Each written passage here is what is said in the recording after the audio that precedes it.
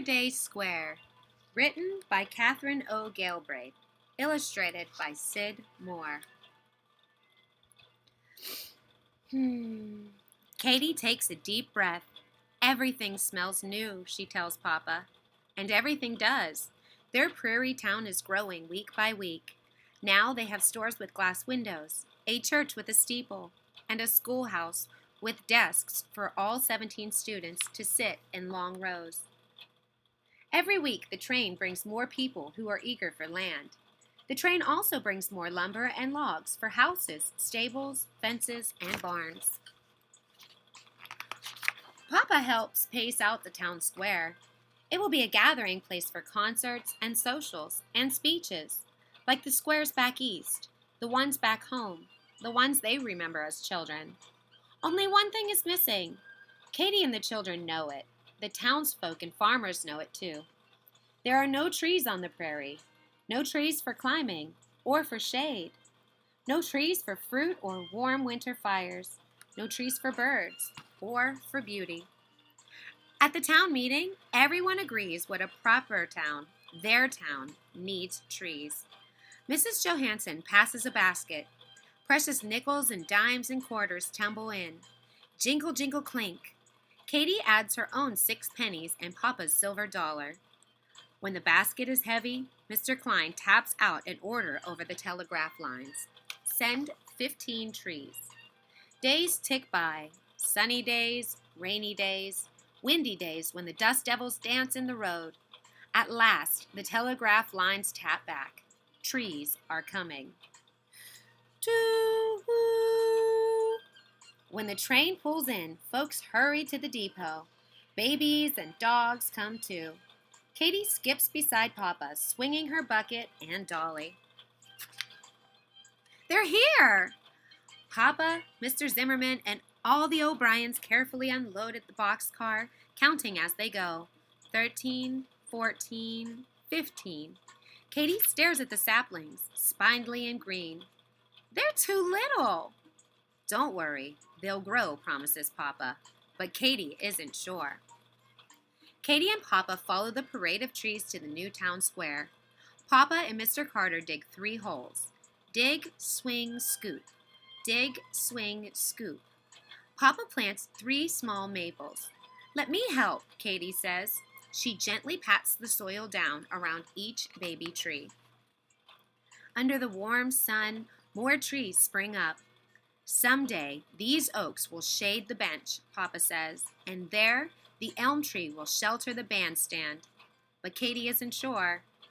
Neighbors plant 4 maples near the church, 1 apple tree on the corner, and 3 chestnut trees in the dusty schoolyard.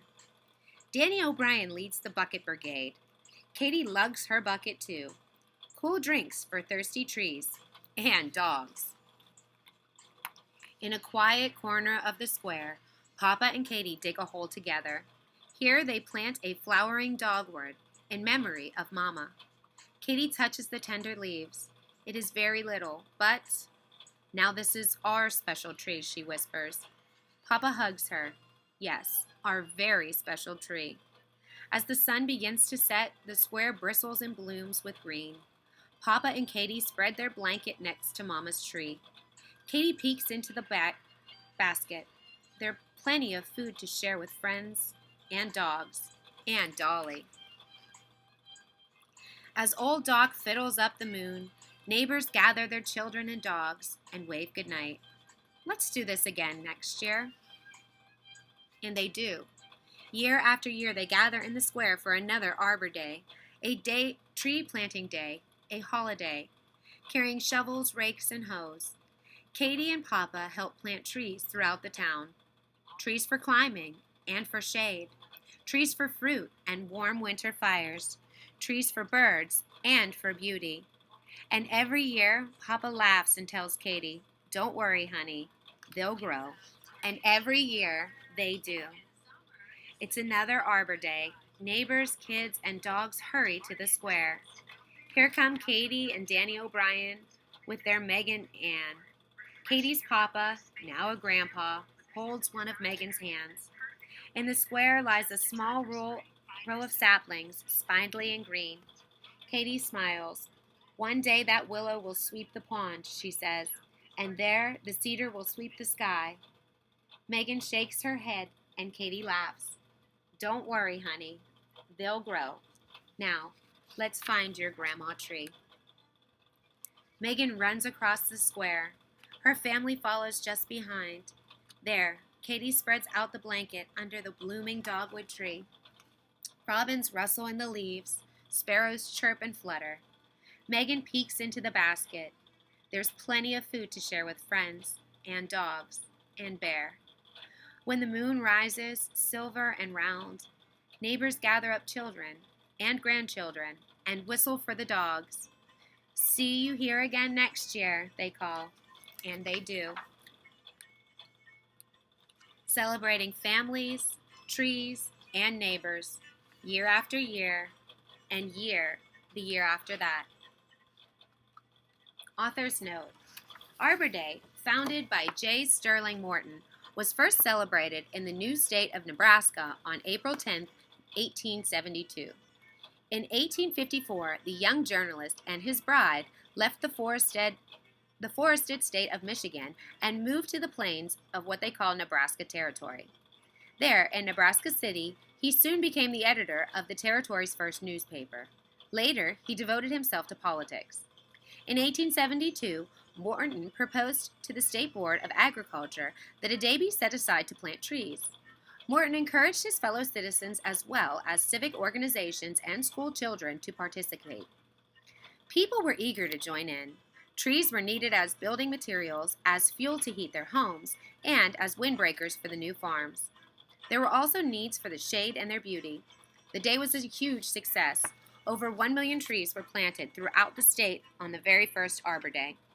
2 years later, Governor Robert W. Furness issued a proclamation asking the citizens to observe Arbor Day. In 1885, Arbor Day became a legal holiday in Nebraska. Today, Arbor Day is celebrated in all 50 states. The most common date is the last Friday in April, but it can vary from state to state depending on the best planting time for the trees. The idea of Arbor Day has spread beyond our borders and is also celebrated in many countries around the world, including Australia, New Zealand, Canada, Brazil, China, Germany, India, Mexico, and England. If you would like to know more about the history of Arbor Day and the date it is celebrated in your state, please check the website of the National Arbor Day Foundation.